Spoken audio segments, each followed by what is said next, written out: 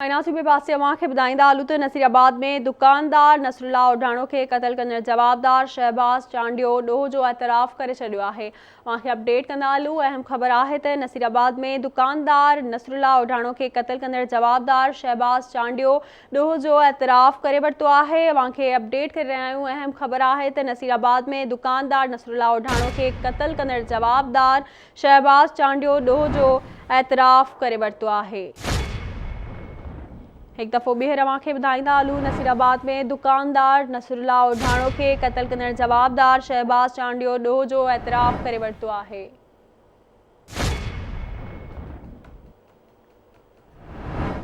नाज़रीन, ताईं अहम ख़बर पहुंचा रहे आहियूं त नसीराबाद में दुकानदार नसरुल्ला ओढाणो खे क़त्ल कंदड़ जवाबदार शहबाज़ चांडियो ॾोह जो एतराफ़ करे छॾियो आहे।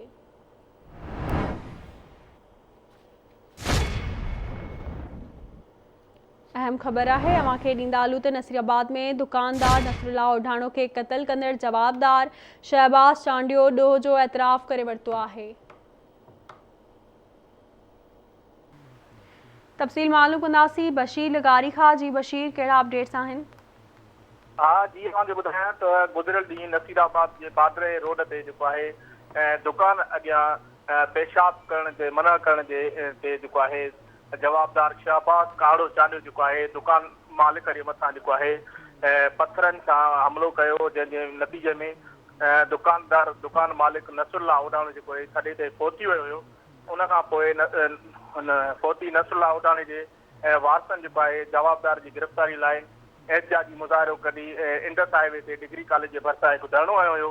उन धरणे खां पोइ जेको आहे नसीराबाद पुलिस जेको आहे उन में तहरुक में आई। तहरुक में अचण खां पोइ पुलिस जवाबदारनि जे ख़िलाफ़ उन जेको जवाबदार हुयो शहबाज़ चांडियो उनखे गिरफ़्तार करण जी कोशिशि कई, पर राति देरि सां जेको आहे उन जवाबदार शहबाज़ चांडियो खे नसीराबाद पुलिस नसीराबाद ॿाहिरियां घर पंहिंजा मां जे वटां जेको गिरफ़्तार कयो।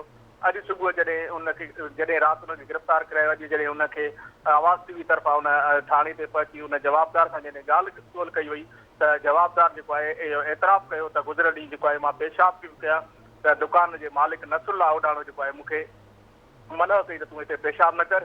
जंहिं ते जेको आहे मां उनखे चयो त बाबा पेशाब त हर माण्हू हिते कंदो आहे, अगरि मां कयो त मां कहिड़ो गुनाह कयो आहे। जंहिं ते फोती नसरुल्ला मूंखे गारगंद कई।